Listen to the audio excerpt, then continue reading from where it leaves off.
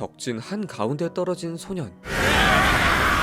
그러나 그 얼굴에는 공포가 아닌 즐거움이 담겨 있었는데 그 이유는 이 소년에게 단 한 가지 미친 재능이 있었기 때문. 때는 무사들의 시대.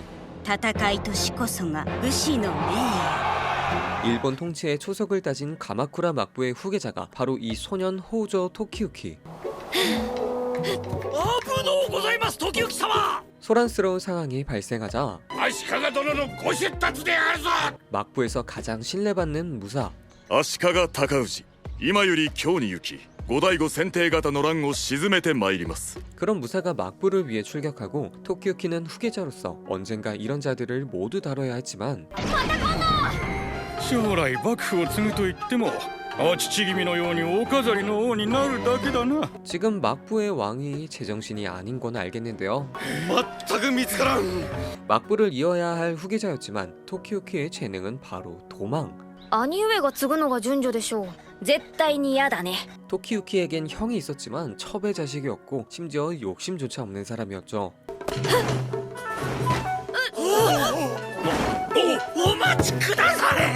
그럼에도 명실상부 지배자였던 호우저 가문이기에 이렇게 살아도 문제는 없었는데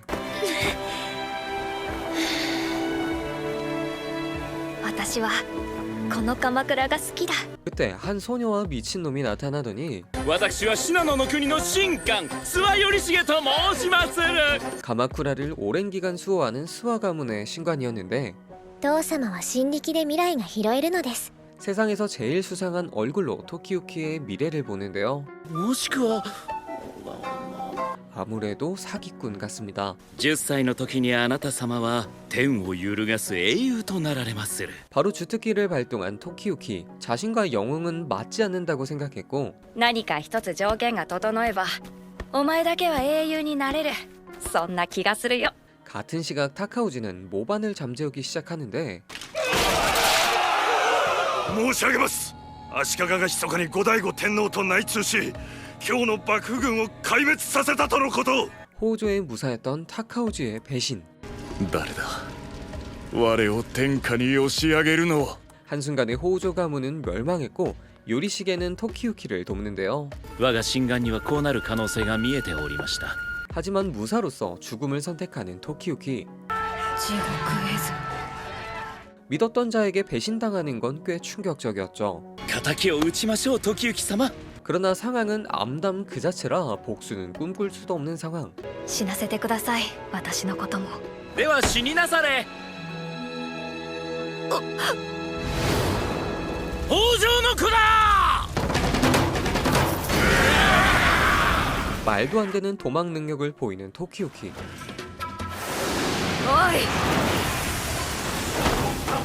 こら。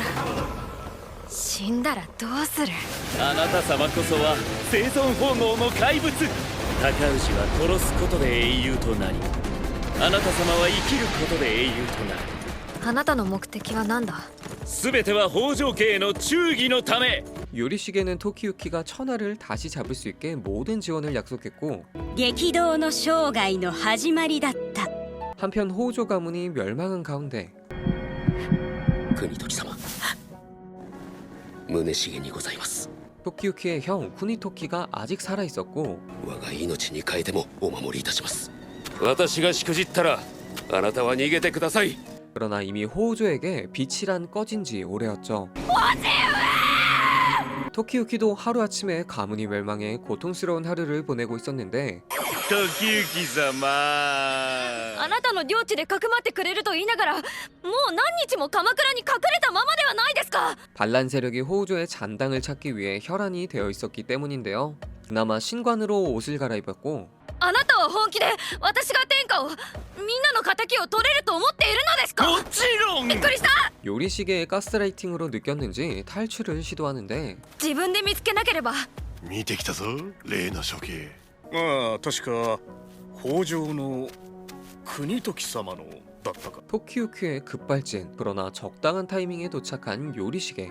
쿠니토키가 배신당한 이야기를 듣게 되고 五代宗重は日本史上屈指の鬼畜武将として名を残す。 첩의 자식이라곤 하나 호우조의 자제였기에 참수를 피할 수는 없었죠. 頭が追いつかない。私は新力で未来が拾えると言ったでしょ。 요리시계의 실력에 따르면 문해시계는 현재 なぜ俺を追い出す。大手柄だろ。ならばセイスの子を捕らえれば。 이런 미친 모습을 직관하는 토키유키. 鬼ごっこ必勝法その1は相手を知ること。 요리시계는 토키유키에게 이기는 방법을 전수하기 시작하고 お初です我が 수아가를 모시는 두 사람을 소개시켜주며 토키유키의 손발이 되어줄 거라고 하는데요. さあ時行様、追い来たる鬼を討ち取りましょうか。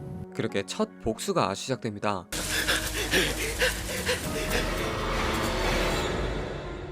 아, なんとうまそうな。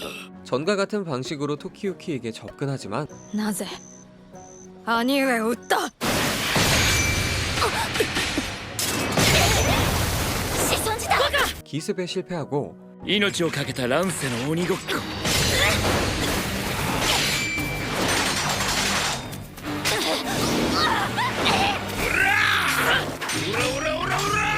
어른과 아이의 신체 능력 차이로 밀리는데 観念して俺の出世の糧になら。いいから戻りなさい。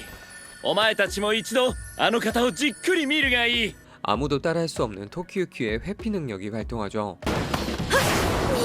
平和な鎌倉で私が見たあのお方は戦場では痛快な怪物になる。 토키유키를 미끼로 두 사람이 다시 참전하는데요. こんな首では不足だが 결국 첫 복수에 성공하는 토키유키. 初陣を飾った気分はどうですか。宇宙で逃げていたらいつの間にか敵の首が目の前にあった。私は必ずここに帰る。 그렇게 무사히 가마쿠라에서 탈출을 성공했고 おはようございまする時行様。 요리시계의 수상한 실력으로 도주로의 함정을 설치해 방해를 하는데 まだそんなインチキを。どこへ逃げてもすぐわかるのでございまする。 점점 의심은 깊어져만 가는 토키유키. あの男に今後の現実的な計画などあるのだろうか。 허나 요리시계는 무한한 믿음을 보냈고 時行様にまだお示ししていない。 그러나 이번에도 빤스런하는데요. こんな日まで逃げるとは思うまい。 하지만 또 걸리고 말았고 私は戦場で逃げ回っていればいいのでしょう。負けている最中でも。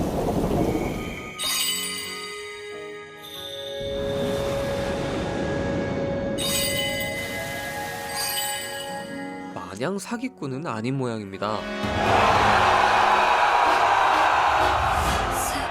すごい。 이미 수많은 사람들이 토키유키와 함께라는 이야기에 마음을 고쳐먹는 토키유키였죠. きっと予知通り私を英雄に育ててくれる。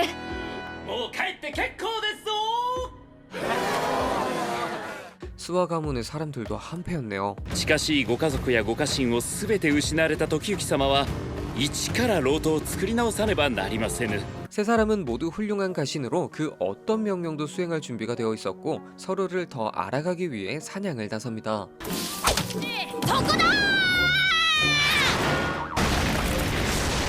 그런데 그때 人を食べる巨大な牛鬼が山に出るって。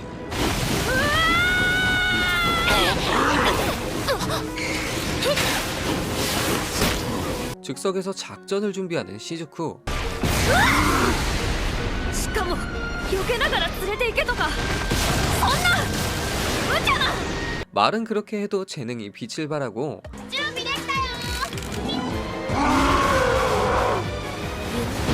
보기 좋게 작전으로 괴물을 처치합니다.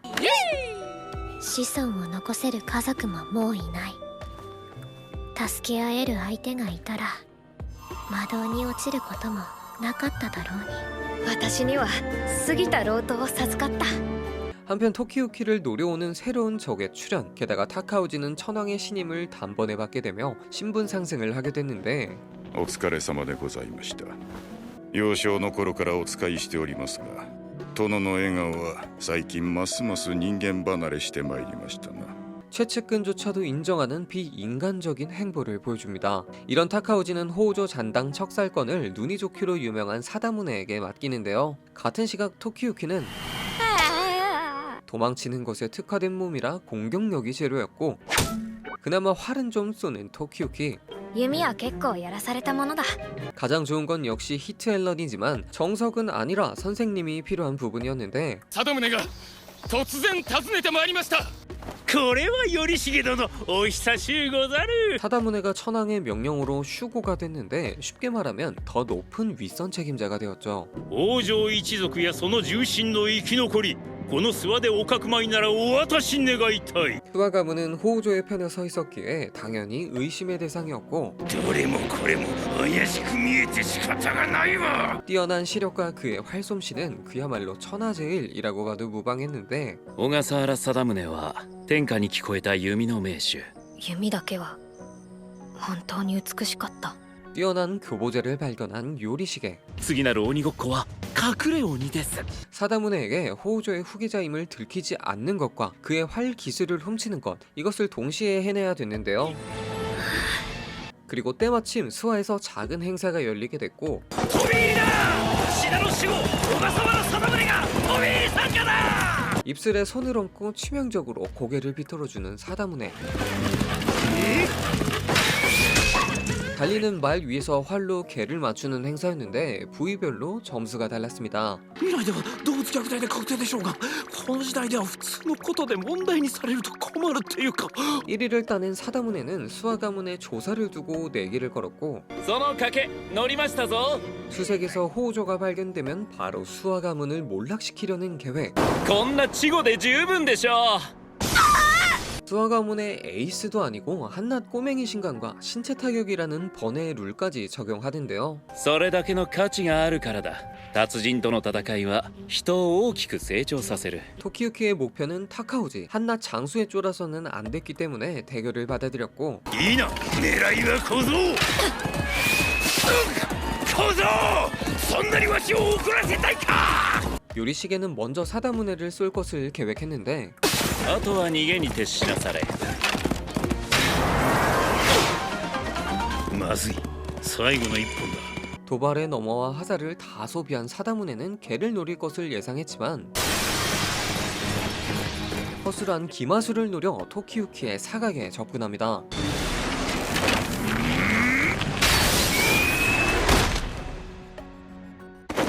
마지막 화살을 토키유키에게 맞춰 고득점한 사다무네. かなわない。怖い。本物の矢なら知ってた。楽しい。 그러나 불리한 상황은 계속되고, 残りの矢は2本。諦めい。逃げよ長寿丸。ただの射撃でお前が叶うと思ったか。逃げながらの射撃を編み出すのだ。 요리시계의 조언대로 움직여보는데, ある瞬間だけ私でも狙える的がある。押しひねり。逃げ上手の北条の子だ。逃げながらなら何でもやれる。 하지만 아직 2점 모자란 상황. あのお方の潜在能力はやはり逃げる時こそ花開く。まだだ、まだ5対3。頭さえ守れば逆転はされない。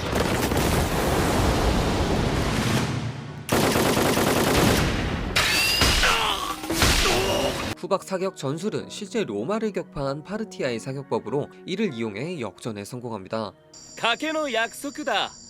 我が諏訪から立ち去り今後一切手出しはしないでいただきましょう。北条残党などその後ゆっくり探してやるわ。 나이에 맞지 않는 상류 계급의 기품에 호우조 힘을 의심받지만, 故に気がつきすぎて迷うでしょうな。 이렇게 시간을 좀 벌었나 했는데, 昨日の今日でそう顔は出せないっしょ。やっ、帝の臨時が届いたぞ。 천황의 명에 따라 수아의 토지를 뺏어간다는데요. 先祖の代から苦労して開墾した土地ですぞ。頼重様、お月中。 당장 움직이기보다는 한 명의 가신을 영입할 것을 권하는 요리시계. あらゆる小細工を使いどこにでも忍び込みどんなものでも盗み出すとか。彼を使って帝の臨時を盗んでくだされ。 윤지를 분실하면 재발급에 한참 걸리기 때문에 시간을 벌 수 있었고 邪の者も老頭として使いこなし、全てを備えた大将となりなされ。 그렇게 도둑 카자마 겐바를 찾는 토키유키. 하지만 그의 이름을 듣자마자 싹 도망을 가버렸는데 誰も俺には逆らえない。敵に回せば地獄を見るからだ。 생각보다 쉽게 찾은 겐바. 何が長寿丸だ。北条のボンボンだろお前。 정체에 이어 지갑까지 다 털렸는데요. 貞宗に言わない口止め料として100貫も。 돈에 미친놈이었던 겐바인데 何が王の器だ。現実を思い知れボンボンが。本当にいいのか。国じゃなくて。 토키유키의 눈에는 영토가 아닌 돈은 굉장히 검소한 거였죠. 兄様が天下を取って一国を任されたら何万貫門も懐に入るよ。 양쪽으로 겐바에게 엄청난 유혹을 선사해 帝の臨時を盗みたいと言ったな。条件がある。 조건은 바로 함께 따라오는 것이었는데 臨時を盗んできてくれと頼まれたのは私だからな。 잘못 걸리면 바로 죽음이지만 ビビってなけりゃ伝ってきな。ここを動くなよ。北側の兵の釘が数箇所緩んでおる。 겐바의 변장술로 호위병을 치우고 これか臨時ってのは。 누구로라도 변신할 수 있는 건 꽤나 무서운 능력이었죠. 그러나 사다문의 쪽 무사 중에는 귀가 유난히 밝은 무사가 있었고 感づかれた。じきに包囲される。 목숨을 건 도주가 시작됩니다. 연막으로 적의 시야를 차단하고 도망가는데 聞こえる。徒歩で去る足音もない。となれば 사다문의 눈처럼 미친 능력의 청력. まずい。このままでは見つかる。今からでもこいつを売るか。 배신을 선택하는 겐바. 바로 그때 隠れ鬼ではこの距離で動き出すのが一番見つかる。 대신 부상을 입고만 토키유키. 私からは絶対に君を裏切らない。おびただしい人間から裏切られた経験を持ちながら時行の方から味方を裏切った記録はない。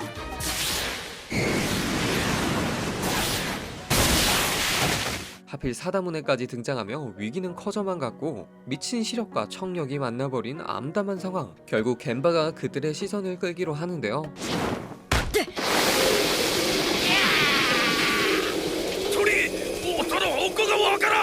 흡사 닌자에 가까운 모습으로 적을 혼란시켰고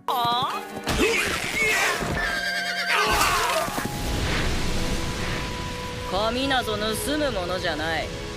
燃やして遊ぶものだとな。 시선을 끌고 적의 본거지를 불태운 겐바. 무사히 시대에서 나타난 첫 닌자의 출연이었죠. 狐面の小僧の術中に我ら全員がハマったのだ。いいだろう。国一つで契約してやる。言っておくが不払いは許さんぞ。 결국 윤지를 훔치고 크게 한 방 먹이는 데 성공합니다. 게다가 너도 나도 호우조 공격의 공적을 주장하면서 사다문의 윤지는 취소가 되었다고 합니다. めんどい。帝がめんどいと仰せだ。 엄청난 아군을 얻으며 다카우즈의 암살도 노릴 수 있지 않을까 했지만 高氏は絶対に暗殺では殺せない。 그도 그럴 게 다카우즈는